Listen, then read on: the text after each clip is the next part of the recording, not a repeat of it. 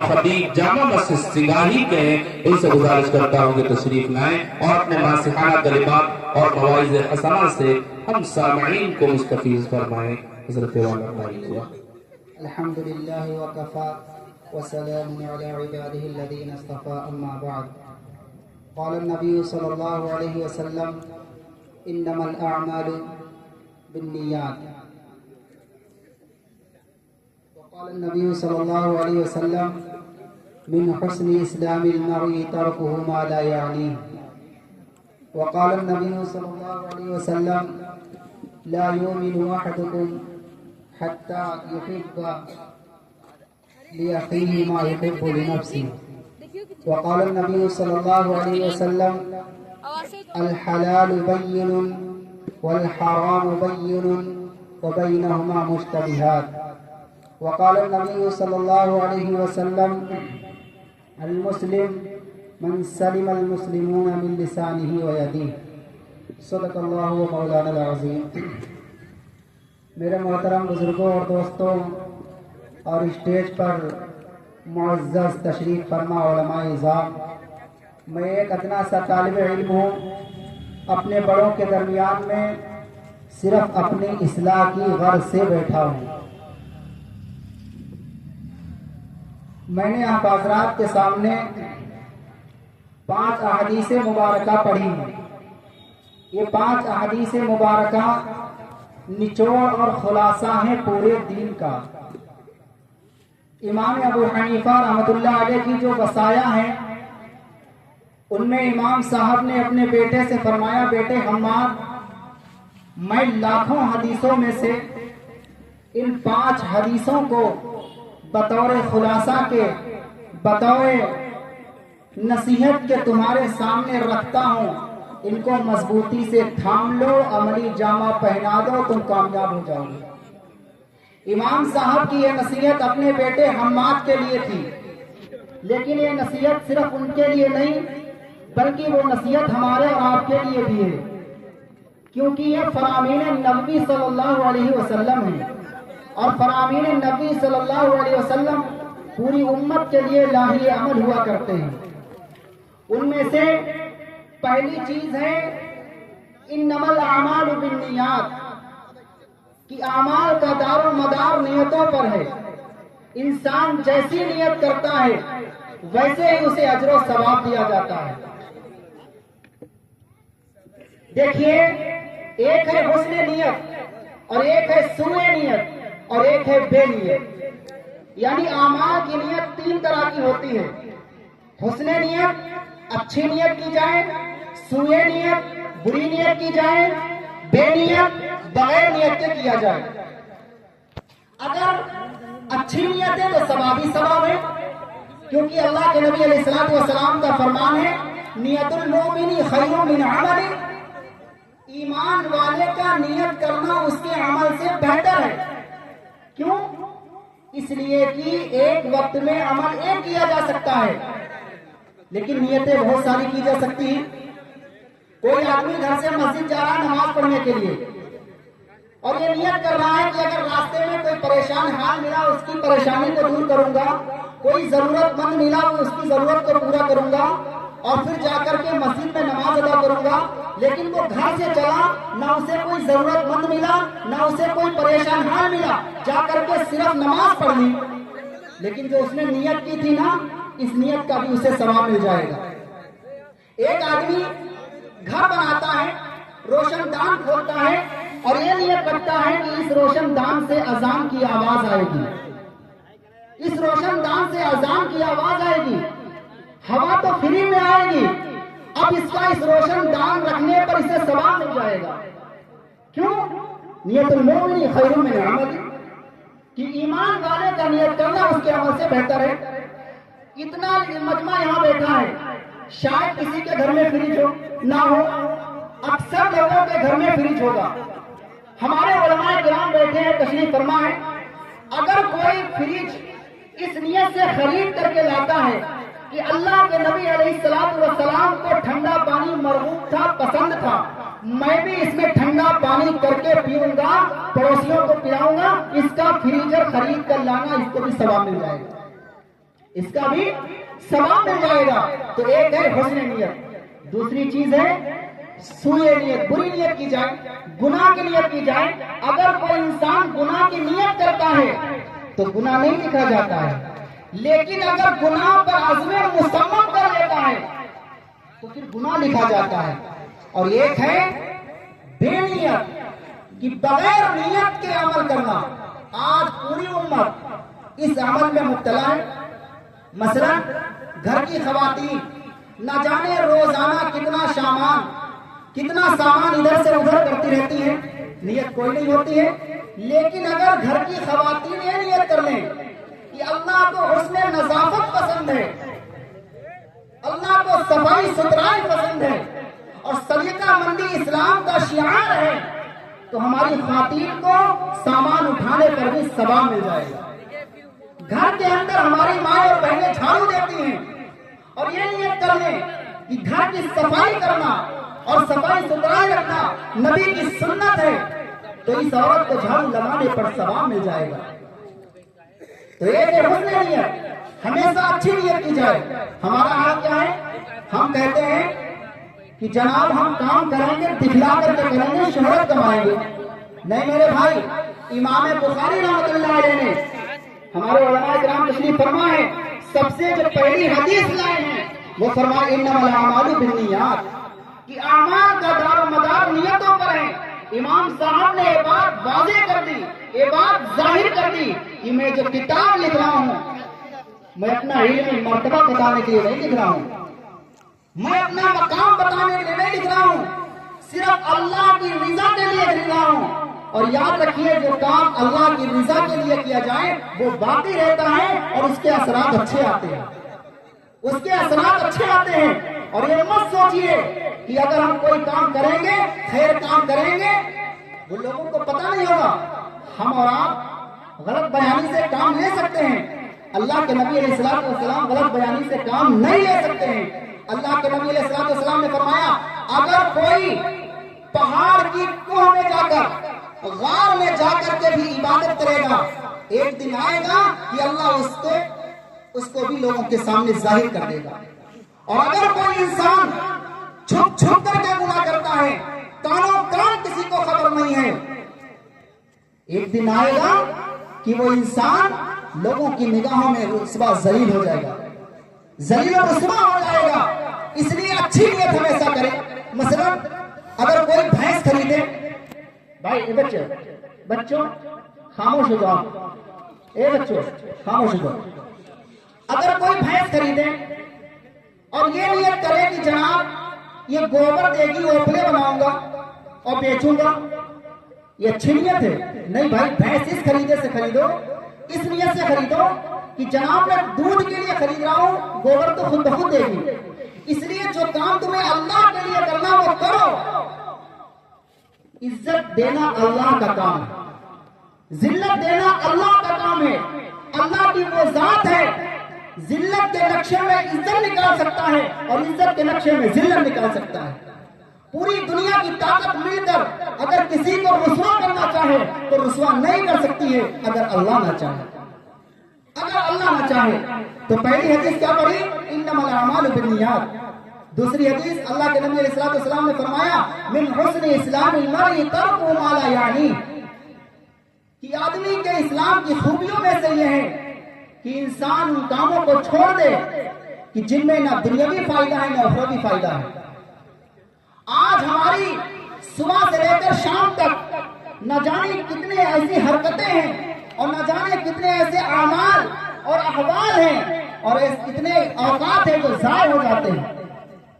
اتنا یہاں مجمع بیٹھا ہے، اگر کہہ دیا جائے تمہاری عمر 70 سال کی ہے اور آپ کی عمر کے 5 سال گھٹائے جاتے ہیں، آپ کی عمر 65 سال کی کر دی گئی، سر بتائیے ہم روئیں گے نہیں روئیں گے کہ بھائی کیوں گھٹا دی گئی، کیوں گھٹا دی گئی؟ لیکن اس کا ایوریج نکالیے کہ صبح سے لے کر شام تک ہم اپنا کتنا وقت برباد کرتے ہیں. 10 سال کا ایوریج نکل آتا ہے. تو اللہ کے نبی علیہ الصلوۃ والسلام نے فرمایا کہ لایانی باتوں کو چھوڑ دو جن میں تمہارے لیے کوئی فائدہ نہ ہو. آپ بتائیے 8-8, 10-10, 12-12 घंटा सोया जा रहा है।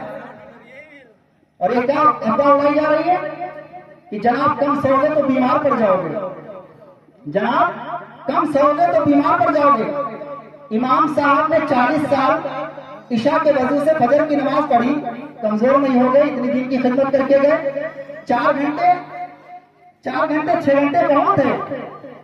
तो मेरे भाई, जो इंसान 10 और 12 घंटे सो रहा है, गोया कि वो अपनी जिंदगी के तिहाई हिस्सा सोने में गुजार रहा है, सोने के अंदर गुजार रहा है।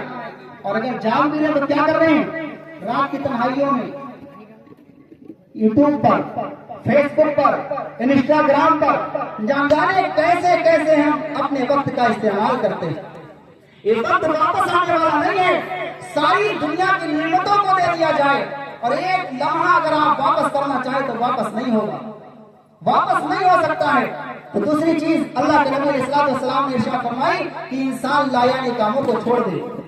तीसरी हदीस आप अलैहि सलाम ने फरमाया, ला युमिनु अहदुकुम हत्ता युहिब्बा लि अखीही मा युहिब्बु लि नफ्सिही, कि तुम में से कोई भी उस वक्त तक कामिल ईमान वाला नहीं हो सकता है जब तक कि वो अपने भाई के लिए वही चीज ना पसंद करे जो अपने लिए पसंद करता हो।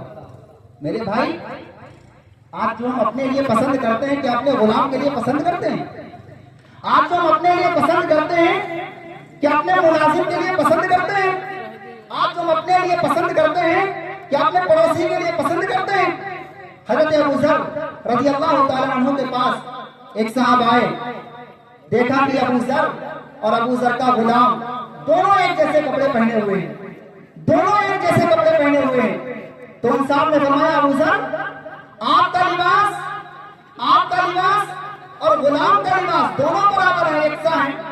फरमाया कि मैंने अल्लाह के नबी अलैहि सलाम की हदीस सुनी है कि जो अपने लिए पसंद करो वो अपने भाई के लिए पसंद करो, जो अपने लिए पसंद करो वो अपने भाई के लिए पसंद करो।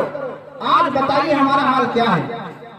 जब हम अपने मुलाजिम से नाराज होते हैं और उसको गालियां देना शुरू करते हैं, अपनी जुबान से और फोन करना शुरू करते हैं, तो जरा तसव्वुर करो, उसकी जगह पर अपने आप को खड़ा करो कि यहाँ पे हम खड़े होते और हमारी जगह पर ये होता, अगर ये मुझे गाली देता हमें कितना अच्छा लगता, हमें कितना अच्छा लगता। जब तुम्हें गाली दी जाए तुम्हें अच्छा नहीं लगता है तो तुम उसको क्यों गाली देना पसंद करते हो? आज हमारा हाल क्या है? सफर के अंदर देखिए, हम रिक्शे वाले से बात कैसे करते हैं, किराया कैसे तय करते हैं? तू लखीमपुर चलेगा, कितना किराया लेगा? लफ्ज तू से बात की जा रही है। मजहब इस्लाम ने ये तालीम सिखाई, अगर तुमसे लफ्ज तू से बात की जाए तो आप कहेंगे जनाब मुझे गाली दे रहे हो, मुझे गाली दे रहे हो, और उससे लफ्ज तू से बात कर रहे हो। वो भी तो किसी का पूत है, वो भी तो किसी का भाई है, वो भी तो किसी का लाल है, उससे क्यों नहीं इज्जत से बात की जाती है? तो अल्लाह के नबी अलैहि सलाम ने इरशाद फरमाया कि जो अपने लिए पसंद करो वो अपने भाई के लिए पसंद करो, जो अपने लिए पसंद करो वो अपने भाई के लिए पसंद करो।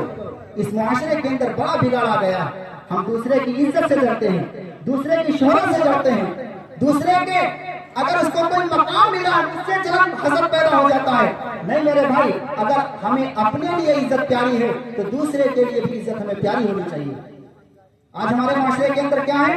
एक और बड़ी खराबी है कि जब हम शादी करते हैं, रिश्ता करते हैं, और किसी की बेटी, किसी की बहन जब अपने घर के अंदर लाते हैं तो हमारी सोच क्या होती है मालूम है? एक धोबी बढ़ गई, एक झाड़ू लगाने वाली बढ़ गई, एक घर की सफाई करने वाली बढ़ गई। और जब हम अपनी बहन और अपनी बेटी किसी के घर देते हैं तो हमारी सोच क्या होती है कि हमारी बहन और हमारी बेटी फूलों की सीज पर रहेगी। ये दो नजरिए कैसे, ये दो सोचे कैसी? हम ये सोच रखते हैं कि हमारी बहन और बेटी, उसका जो ससुर है वो बाप का रूप अपना ले, और उसकी जो सास है वो माँ का रूप अपना ले, और उसकी जो नंद है वो बहन का रूप अपना ले, और उसके जो देवर हैं वो भाई का रूप अपना ले, और उसके जो बड़े भाई जेठ हैं वो बड़े भाई का रूप अपना ले। क्या ये वो सोच होती है जब हम किसी की बेटी या बहन अपने घर के अंदर लेकर के आते हैं? کیا سوچ ہماری ہوتی ہے؟ تو اللہ کے نبی علیہ الصلوۃ والسلام نے ارشاد فرمایا کہ جو چیز اپنے لیے پسند کرتے ہو وہ اپنے بھائی کے لیے پسند کرو، جو چیز اپنے لیے پسند کرتے ہو وہ اپنے بھائی کے لیے پسند کرو۔ آپ دوسرے کی عزت سے چلا رہا ہے، دوسرے کی عزت پر بٹا لگانے کے لیے نہ جانے کیسے کیسے الزام لگائے جا رہے ہیں۔ میں اشارتاً بات کہہ رہا ہوں، کھلی بات نہیں کہنا چاہتا ہوں۔ ہمارے علماء کرام بیٹھے ہوئے ہیں، میں تو اصلاح کی غرض سے بیٹھا ہوں۔ مشکات شریف کی شرح مرکات شریف کے اندر یہ بات لکھی ہوئی ہے، غور سے سنیے۔ مشکات شریف کی شرح مرکات کے اندر یہ بات لکھی ہوئی ہے کہ اگر کوئی انسان اپنی ماں کے ساتھ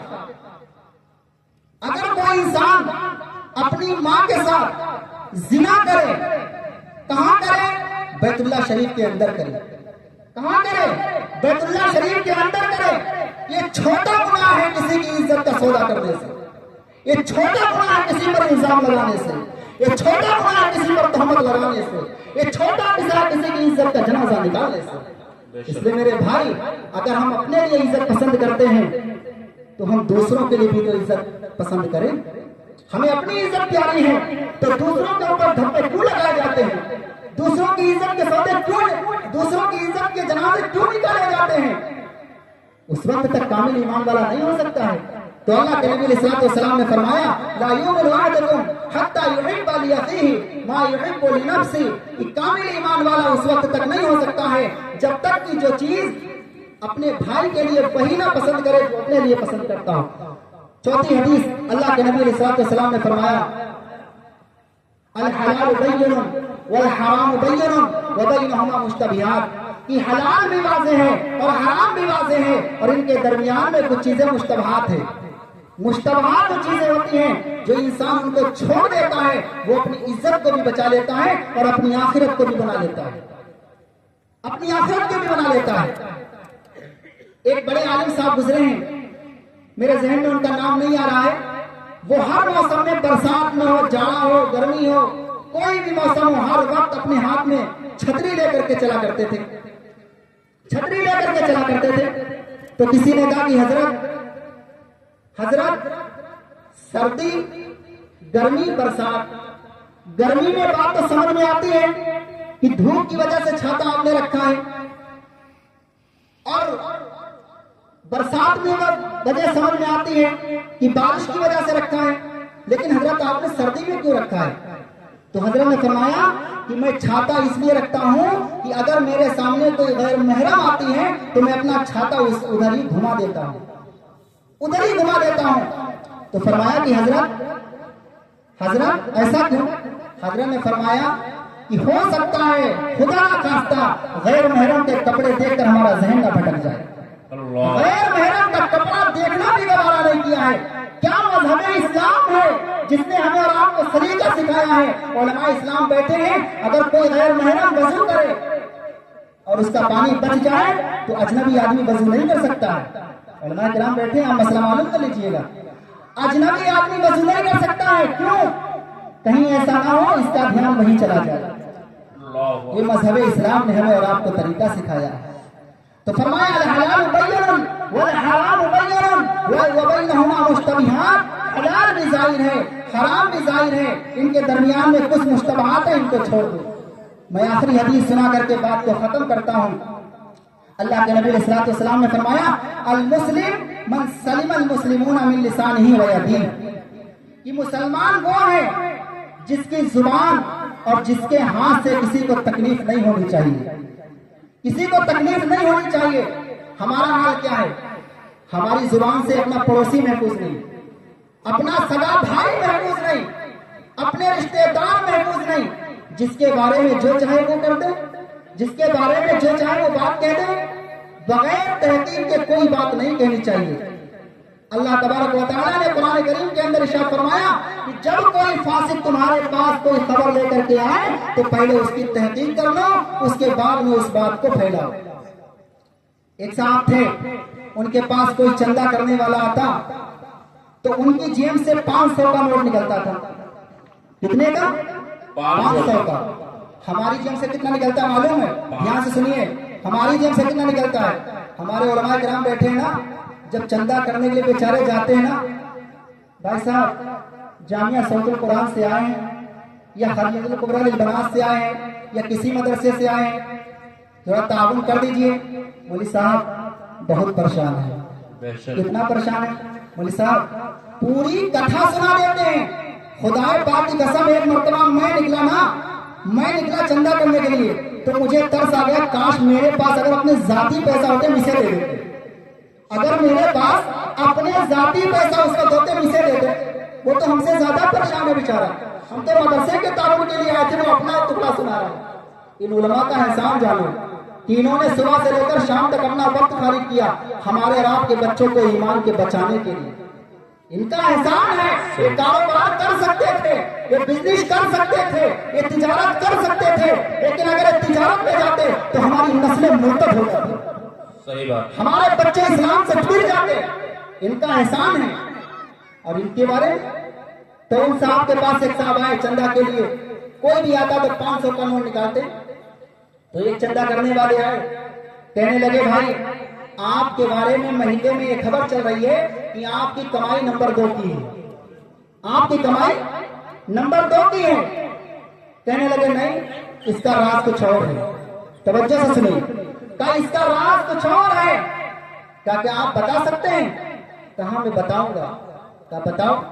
کہا میں ایک مرتبہ امام صاحب کی تقریر میں بیٹھا تھا، امام صاحب نے اللہ کے راستے میں خرچ کرنے کے فضائل بتائے، میرے دل کے اندر جذبہ پیدا ہوا، میرے پاس اتنا پیسہ نہیں تھا کہ میں اللہ کے راستے میں صدقہ کروں، میری آمدنی اتنی نہیں تھی، لیکن میں اپنے گھر آیا، اپنی بیوی سے اجازت لی کہ بیوی محترمہ یہ رات آپ کا حصہ ہے، اگر آپ مجھے اجازت دیں تھوڑی دیر میں رکشہ چلاؤں گا اور اس رکشے کے ذریعے سے جو کمائی حاصل ہوگی وہ ساری کی ساری اللہ کے راستے میں خرچ کریں گے، وہ ساری کی ساری اللہ کے راستے میں خرچ کریں گے۔